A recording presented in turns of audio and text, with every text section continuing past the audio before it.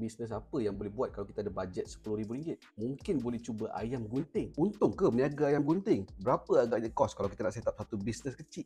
Ayam gunting. Jom kita breakdown. Kos permulaan kena ada gerai, peralatan masak, deep fried, kita bajetkan RM5,300. Peti sejuk kecil RM800.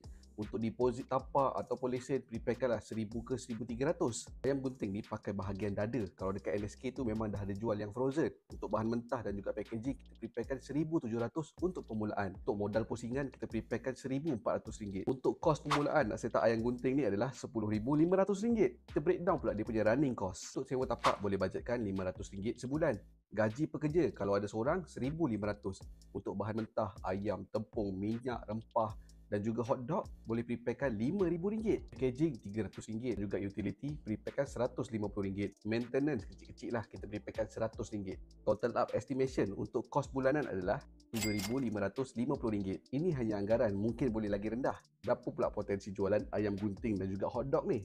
Harga biasa ayam gunting sekarang ni RM11 untuk satu pack. Untuk hot dog jumbo pula RM5 sebatang.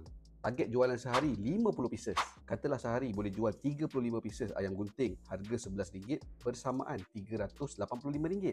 Untuk jualan hotdog jumbo pula sehari kalau dapat jual 15 pieces kali dengan RM5, sehari boleh generate RM75. Total up sales harian RM460. Kalau boleh konsisten jualan ni selama sebulan, average RM460 sehari, kalikan pula dengan 30 hari, sebulan boleh generate RM13,800. Sales bukan profit. Apa pula dia punya profit dan tempoh ROI bisnes ni? Kalau sebulan boleh maintain sales RM13,800, tolak dengan kos bulanan tadi RM7,550. Untung bersih sebulan boleh generate RM6,250. Itu kalau buka 30 hari direct. Berapa lama pula dia punya ROI? Kos permulaan tadi, kos setup RM10,500. Untung bersih pula RM6,250. Tempoh ROI pula lebih kurang 2 bulan. Bisnes ayam gunting ni memang betul-betul laku. Tapi kalau korang set up sendiri, inilah dia punya basic cost. Bisnes apa pula yang kita patut breakdown? Untuk next video, cuba korang komen.